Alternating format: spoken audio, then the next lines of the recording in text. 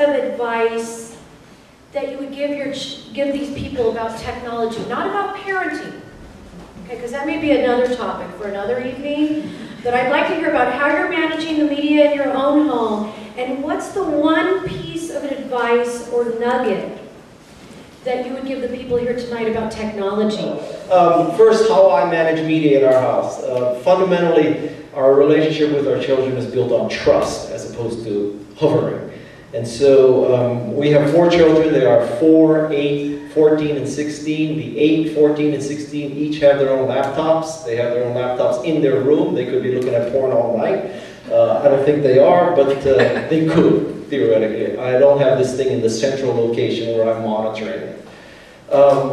You know, and as long as my attitude, not necessarily my wife's, as long as their grades are good and their athletics are good, and we have a very athletic family, I'm kind of, you know, it's built on trust, not on auditing. So that's how we kind of manage media. I'd like to make a couple more points. One more point is, you know, I think as you get older, as was alluded to, you become your parents. And I have become my parent, and I think, you know, maybe some of you have too, and I caution us that, you know, probably my grandparents said to my father, "You spend way too much listening to Duke Ellington and Guy Lombardo.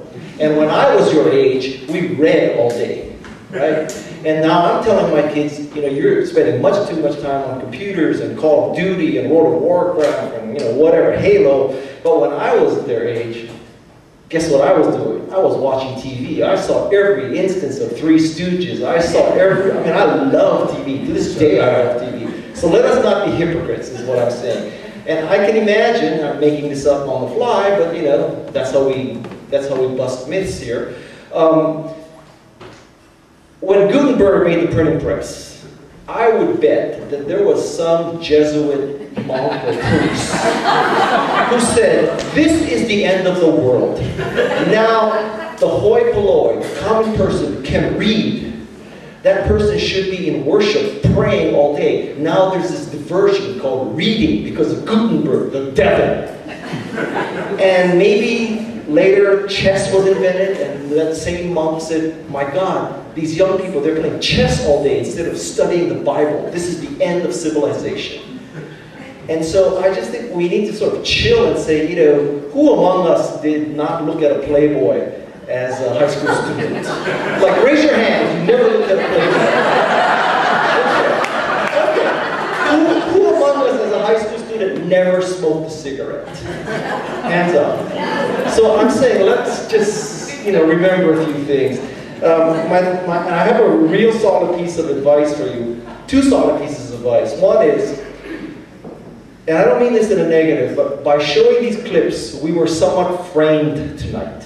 The discussion was framed. And that's not a negative, it's just you need to acknowledge that in a focus group that's recorded with your peers, it's a very different answer you would give than individually. And so that's one of the, you know, I worked at Apple, and at Apple, a focus group is Steve Jobs' left hemisphere talking to his right hemisphere. You have to understand, that's my background. So focus groups have their downsides. You know, if you're sitting with 7 of your fellow students and you get asked by an adult a question, you're thinking, what are my 6 peers going to say? And what are they thinking about me? You don't necessarily tell the truth, if there is a truth. And the last piece of advice from my colleague at Facebook is that, you know, I think many parents are afraid of what their kids might put on Facebook. Pictures, you know, all that kind of thing.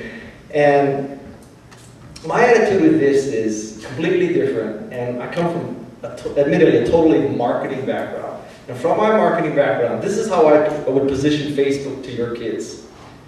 You can assume that every college is going to look at your Facebook page. You can assume that most of the people who will employ you are going to look at your Facebook page. This means most people are telling you, don't put yourselves in pictures of drunk, nude, all that kind of stuff. That's the prevalent attitude. I think a much more practical attitude is, hallelujah, you know that your school and employer is going to look at your Facebook page. let's market yourself. Let's show your picture where you're the captain of the lacrosse team. Let's show the picture where you went to Guatemala and you built a church. Let's show the picture where you won the debate award. Market, use Facebook as a marketing tool because you should assume that. So it's not a thing of negativity, it is a means to an end. Facebook is a great marketing device. Use it that way. That would be my last.